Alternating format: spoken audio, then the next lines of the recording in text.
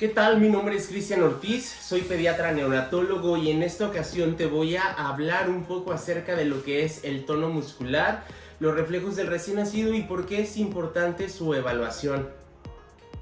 Empezaremos hablando acerca del tono muscular, el cual se refiere a la resistencia que ofrece el músculo ante la movilización pasiva y este está presente en todo momento, incluso cuando los músculos se encuentran relajados. El tono muscular es un proceso que se realiza en cada uno de los músculos del cuerpo y para su realización requiere de la integridad de ciertas estructuras del sistema nervioso central, entre ellas los ganglios basales, el cerebelo, la vía descendente de la médula espinal y la corteza cerebral. El tono muscular está íntimamente relacionado con el movimiento y el mantenimiento de la postura y es un balance entre los músculos que se contraen para realizar un movimiento y los músculos que se relajan en oposición a la realización de dicho movimiento. Podemos dividir el tono muscular en dos grupos. Uno es el tono activo y otro es el tono pasivo. Vamos viendo cuál es cada uno de ellos.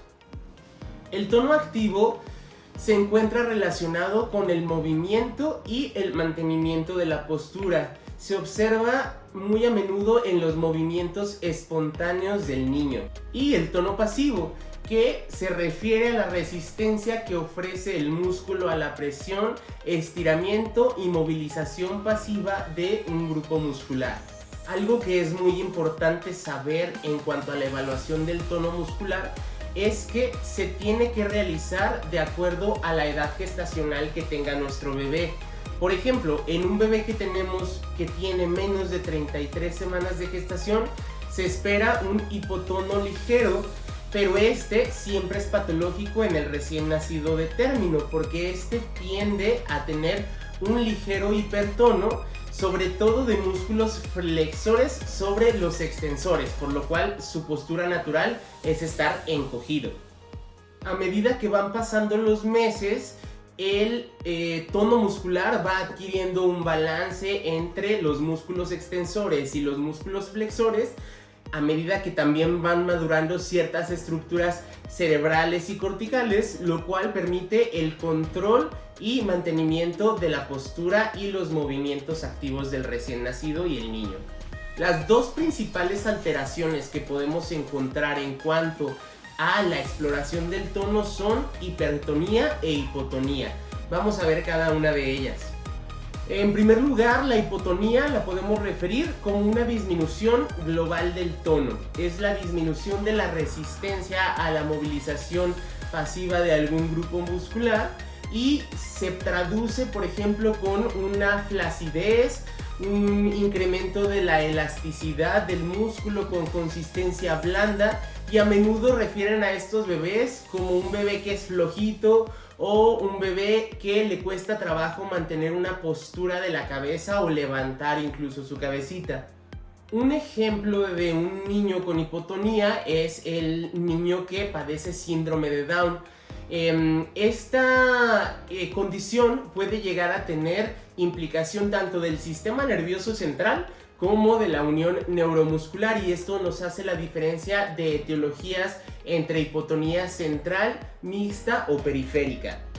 Y también está el caso de la hipertonía, que se refiere a un incremento del tono muscular o aumento de la resistencia a la movilización pasiva de un músculo. A menudo se presenta con rigidez, como en el caso, por ejemplo, de las parálisis cerebrales, y las articulaciones se encuentran fijas a menudo en alguna postura patológica. Esto nos impide realizar estos movimientos, al contrario, por ejemplo, de lo que veíamos con la hipotonía, en el cual las articulaciones no estaban bien fijadas y hacían un rango muy amplio de movimientos. El caso más característico de hipertonía, pues es, como ya lo mencionamos, la parálisis cerebral, y en este caso puede tener implicaciones tanto de la vía piramidal como de la vía extrapiramidal. Las causas de las alteraciones del tono son múltiples y distintas. Entre ellas podemos encontrar, por ejemplo, un traumatismo en la madre, traumatismos en el recién nacido, algunas condiciones como la encefalopatía hiperbilirrubinémica, casos de baja reserva fetal y asfixia neonatal. La evaluación del tono muscular es muy importante, ya que nos permite evaluar la integridad del sistema nervioso central y todas las estructuras que se implican en el mantenimiento del tono. Con esto podremos determinar el origen o causa de las alteraciones del tono muscular y por supuesto ofrecer un tratamiento pues lo más oportuno posible. La evaluación del tono se puede realizar desde la observación directa del recién nacido, ver cómo está su postura natural, ver el tono flexor del recién nacido a término que es característico, la integración de los reflejos y algunas otras que te voy a dejar en un enlace que voy a poner aquí en la descripción. Ahí podrás ver cómo se evalúa de manera directa este tono muscular. Por otra parte, si hablamos de los reflejos del recién nacido, podemos decir que estos se producen ante un patrón cerebral inmaduro motor en el recién nacido. Generalmente estamos hablando que se regulan a un nivel más bajo, a nivel del tronco encefálico, y estos no tienen una modulación cortical hasta que estas estructuras que controlan el movimiento activo pues van madurando y tienden a desaparecer los reflejos primitivos del recién nacido. Existen diferentes tipos de reflejos que podemos nosotros evaluar en el recién nacido. Uno de ellos son los reflejos osteotendinosos, por ejemplo el reflejo bicipital, el mandibular o el patelar. Estos pueden ser difíciles de evocar en el recién nacido y se tienen que empezar a evaluar a partir de las 33 semanas de gestación.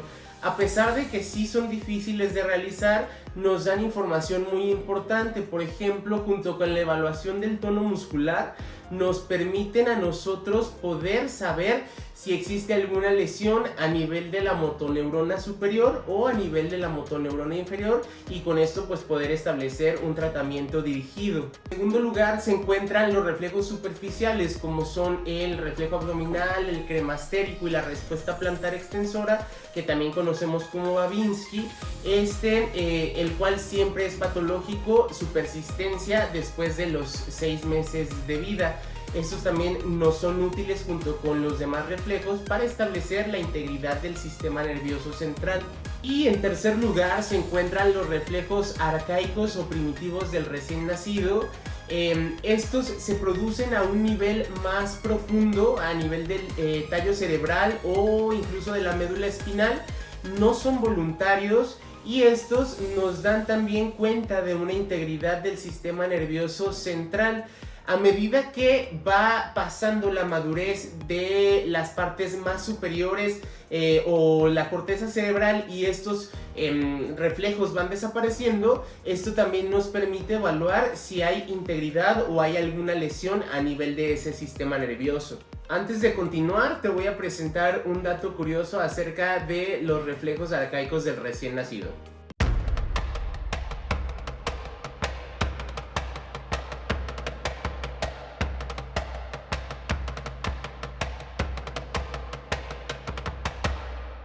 Como ya vimos, estos reflejos del recién nacido están implicados en la supervivencia y adaptación del ser humano recién nacido, y tanto su exploración, su ausencia al nacimiento, su asimetría o la desaparición tardía de estos mismos reflejos puede indicar una lesión en las vías implicadas en el desarrollo de los mismos. Los reflejos arcaicos del recién nacido no están mediados por voluntad propia. Son movimientos estereotipados que, como ya vimos, tienen su origen en niveles inferiores del cerebro, en el tálamo, en la médula espinal, y su evaluación es importante ya que nos permite descartar ciertas lesiones en las vías implicadas en su desarrollo.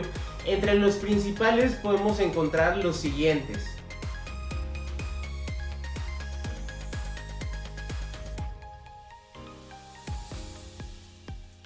Y bueno, por último, como ya vimos, la desaparición de los reflejos arcaicos del recién nacido, junto con la maduración de la corteza cerebral y la disminución de la hipertonía de los músculos flexores, nos va a ir permitiendo al niño poder tener un mayor control sobre el movimiento voluntario y el mantenimiento de la postura. También te voy a dejar un poco de bibliografía sobre la exploración de los reflejos del recién nacido aquí en la descripción del video. Y bueno, pues como ya vimos, tanto la evaluación del tono como los reflejos del recién nacido es de suma importancia en la valoración del neurodesarrollo. Su valoración oportuna nos permite identificar algunas lesiones del sistema nervioso central de manera temprana y también nos permite detectar o descartar algunas causas o etiologías del por qué están estos reflejos o el tono muscular alterados, y con esto poder ofrecer un tratamiento oportuno con un equipo multidisciplinario para con esto poder limitar el potencial daño que pueden tener estas lesiones del sistema nervioso central. Muchas gracias.